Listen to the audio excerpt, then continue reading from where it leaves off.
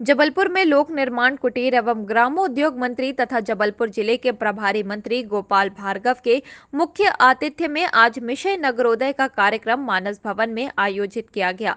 इस दौरान मिशन नगरोदय का राज्य स्तरीय कार्यक्रम का सीधा प्रसारण भी आयोजित किया गया था, जिसे लोगों ने देखा व सुना। कार्यक्रम को संबोधित करते हुए मंत्री गोपाल भार्गव ने कहा कि नगरीय क्षेत्र के विकास के लिए यह एक महत्वपूर्ण कार्यक्रम है। पहले नगरों की स्थिति क्या थी और अब कैसी है, यह सभी के सामने है। उन्होंने कहा कि जबलपुर के प्रति उनका आत्मीय लगाव है और जबलपुर की प्रगति में कभी भी कोई भी अवरोध नहीं आने देंगे। मध्य प्रदेश का सबसे बड़ा फ्लाईओवर जबलपुर में बन रहा है, जो जबलपुर के विकास की जीवन रेखा बनेगी। साथ ही शहरी सौंदर्यीकरण को लेकर योजनाबद्ध तरीके से कार्य हो रहे हैं। बड़े शहरों के साथ साथ छोटे शहरों का भी विकास किया जा रहा है। आवासहीनों को आवास सुनिश्चित किया जा रहा है तथा शेष बचे लोगों के नाम आवास प्लस में जोड़े जा रहे हैं और 100% लोगों को पक्का आवास सुनिश्चित किया जाएगा। राज्य सरकार ने इस सत्र में आवास के लिए 10,000 करोड़ की राशि का प्रावधान किया है। अब हितग्राहियों के खाते में सीधे राशि पहुंच रही है। यह शासन प्रशासन की पारदर्शिता है। उन्होंने कहा कि बच्चों में पौष्टिकता सुनिश्चित करने के लिए स्कूल में निःशुल्क मूंग दाल दिया जा रहा है। इसी कड़ी में प्राइमरी में प्रति बच्चा 10 किलोग्राम तथा मिडिल में 15 किलोग्राम मूंग दाल दिया जा रहा है। उन्होंने कहा कि संपन्न व्यक्ति को छोड़कर जबलपुर का लगभग हर व्यक्ति शासन की किसी न किसी योजना से लाभान्वित हो रहा है। गोपाल भार्गव ने कहा कि प्रदेश सरकार गरीबों के प्रति समर्पित भाव से काम कर रही है। गरीबों को रियायती दर पर खाद्यान्न वितरित किया जा रहा है। इसके साथ साथ अन्य योजनाओं से लाभान्वित भी किया जा रहा है। Collector doctor Ilaiya Raja T ने नगरीय क्षेत्र के विकास के लिए मिशन नगरोदय अंतर्गत किए जा रहे विकास कार्यों के बारे में बताया। जिले में आयोजित हो रही है। इसी तारतम्य में जबलपुर जिले में भी नगरोदय अभियान का हम लोग आज शुभारंभ कर रहे हैं। सर लगातार नगर निगम भी जोन वाइज लगातार जन समस्या निवारण शिविर भी हम लोग पिछले 1 महीने से आयोजित कर रहे थे। उसके माध्यम से लोगों की रोज की समस्या है उसको निराकरण करने के लिए हम लोगों ने डेफिनेटली कोशिश किए हैं। और नगर निगम एरिया में स्मार्ट सिटी का अलावा नगर निगम की मुख्यमंत्री अधोसंरचना मत है, उसके अंतर्गत कितने भी काम है उसको भी लास्ट 15 डेज में भूमि पूजन भी हुआ है, काम का शुरुआत भी हुआ। काफ़ी कुछ काम हमारी स्मार्ट सिटी के अंतर्गत पूर्ण रूप भी ले रही है। 121 करोड़ हैं हमारी स्मार्ट सिटी का आज लोकार्पण माननीय मुख्यमंत्री महोदय के द्वारा हमारी प्रभारी मंत्री महोदय और विधायकगण जनप्रतिनिधिगण के द्वारा आज लोकार्पित होंगे। उसके अलावा 175 करोड़ 175 करोड़ ऐसा है कि हम लोग स्मार्ट सिटी का काम को भूमि पूजन भी आज करेंगे। खिदराही मूलक योजना की बात करें तो स्ट्रीट वेंडर योजना में हम लगातार हम लोग लोगों की लाभान्वित करने में प्रयास कर रहे हैं। पहले 10,000 का था, अभी बैंक के माध्यम से 20,000 की केसेस को लगातार हम लोग वितरण करने में कर रहे हैं। इसके अलावा प्रधानमंत्री आवास योजना है सर, उसका भी आज काफ़ी लोगों की किस्त वितरण हो रही है। 16 करोड़ रुपए 16 करोड़ हम लोग आज सिर्फ नगर निगम एरिया में बेनिफिशियरीज के लिए पहला तृतीय किस्त वितरण होगा। और कितने भी बेनिफिट्स है मतलब इसके अलावा कर्मकार मंडल हो, संपल योजना का बेनिफिट्स हो, उसको भी हम लोग देने के प्रयास कर रहे हैं। सर इस कार्यक्रम में नगरोदय अभियान के द्वारा मतलब और हम लोग आने वाले समय पे कितने भी एप्लीकेशंस रिसीव हो रहे हैं उसको भी निराकरण करके लोगों के लाभान्वित करेंगे। अभी आप सभी को आए हैं सर। आज इसके साथ साथ एक और कार्यक्रम जुड़ रही है मूंग दाल का वितरण का भी। हमारी प्राथमिक शाला माध्यमिक शाला का स्टूडेंट्स हैं उनको मूंग दाल की वितरण की कार्यक्रम शहरी क्षेत्र में आज एक साथ शुभारंभ हो रही है और ग्रामीण क्षेत्र का शुभारंभ कल होगा। मुझे लग रहा है इस योजना के माध्यम से हम अधिक से अधिक लोगों तक हमको पहुंचाने के लिए फ़ायदा पहुंचाने के लिए हमारी प्रयास है वो सफल हो रही है और आगे भी हम इस दिशा में प्रयास करते रहेंगे। बहुत बहुत धन्यवाद। कार्यक्रम का शुभारंभ दीप प्रज्वलन व कन्या पूजन के साथ किया गया था।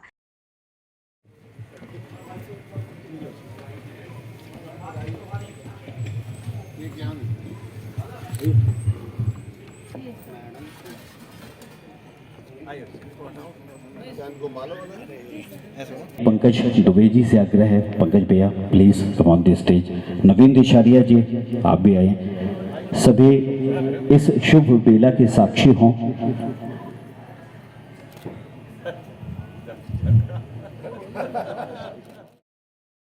इस दौरान प्रधानमंत्री आवास योजना के हितग्राहियों को उनकी दूसरी व तीसरी किस्त के प्रतीकात्मक चेक भी प्रदान किए गए। साथ ही 5-5 बच्चों को 10 किलोग्राम व 15 किलोग्राम मूंग दाल का वितरण भी किया गया। प्रांसी तिवारी, खुशबू ठाकुर, सृष्टि माली, ओम साहू और लोक निर्माण, कुटीर एवं ग्रामोद्योग मंत्री तथा जबलपुर जिले के प्रभारी मंत्री गोपाल भार्गव ने मिशन नगरोदय अभियान के दौरान नगर पालिक निगम के अमृत योजना फेज 2 अंतर्गत जल प्रदाय शिविर एवं तालाबों के विकास कार्यों के लिए 923.78 करोड़ रुपए की लागत से बनने वाले कार्यों का भूमि पूजन किया। इसी प्रकार प्रधानमंत्री आवास योजना शहरी के BLC घटक के अंतर्गत 7.22 करोड़ की लागत से 722 आवासों व स्मार्ट सिटी द्वारा भी 175.09 करोड़ की लागत से 20 विकास कार्यों का भूमि पूजन हुआ। साथ साथ अन्य विकास कार्यों का लोकार्पण भी किया गया।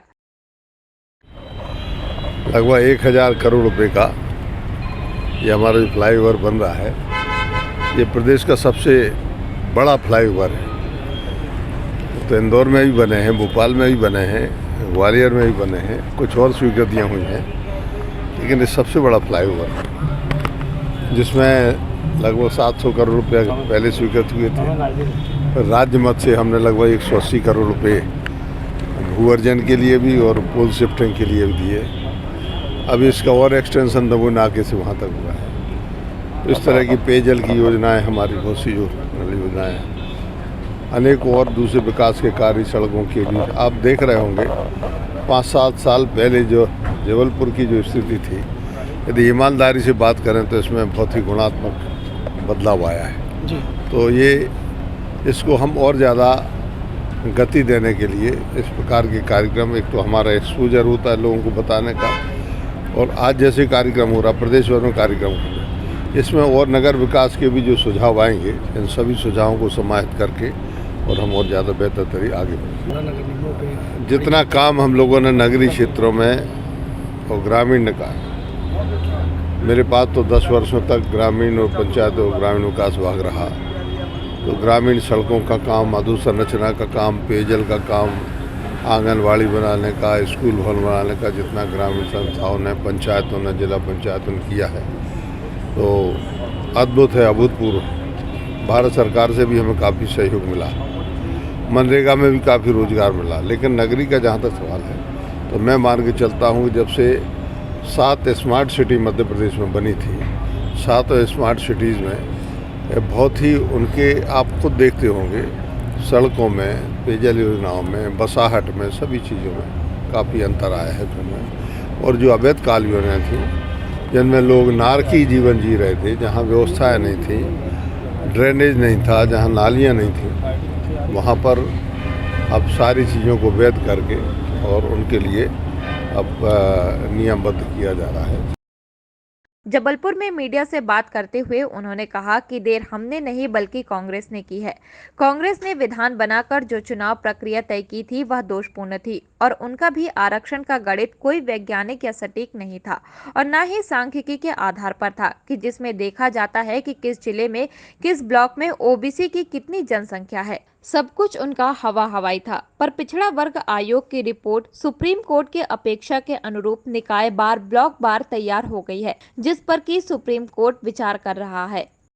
देखिए, हम लोगों का ये कहना है कि लेट तो उन्होंने किया, उन्होंने जिस तरह का विधान बनाया, जो भी उन्होंने चुनाव प्रक्रिया तय की थी, वो दोषपूर्ण थी और उनका भी कोई आरक्षण का गणित कोई बहुत वैज्ञानिक नहीं था, सटीक नहीं था, सांख्यिकी के आधार पर भी नहीं था कि किस जिले में, किस ब्लॉक में कितनी ओबीसी की जनसंख्या है। तो वो भी ऐसे ही हवाई 27%।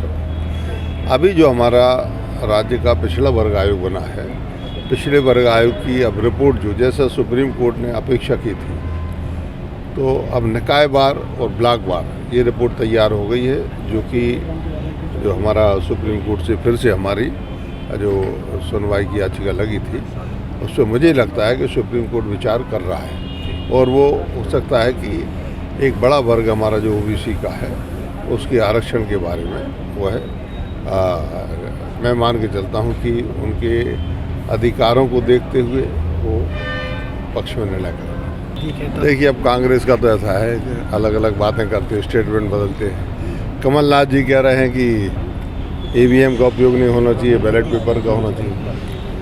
मैं कह रहा हूँ जिन राज्यों में ईवीएम से कांग्रेस जीतती है, छत्तीसगढ़ हो, राजस्थान हो, वहाँ पे तो सब सही माना जाता है। जहाँ हारती है वहाँ दोष ईवीएम को देती है।